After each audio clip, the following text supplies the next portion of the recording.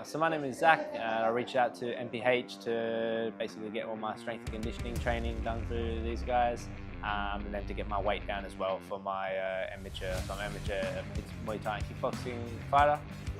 So to help me reach my weight for the upcoming fights. What have I achieved?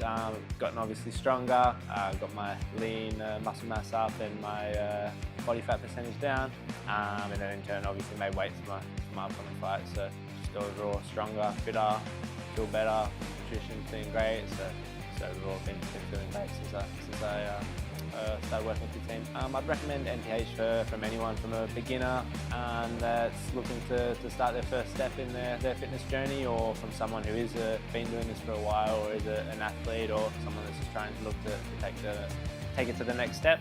MPH does really well at catering to everyone, so I found my home here, so it's good for everyone. So my goal moving forward is to obviously stick with the fighting, keep going down in weight a little bit, and aim to basically turn pro would be something in the future. But for now, to just keep working with the team along the amateur fights and see where it takes us.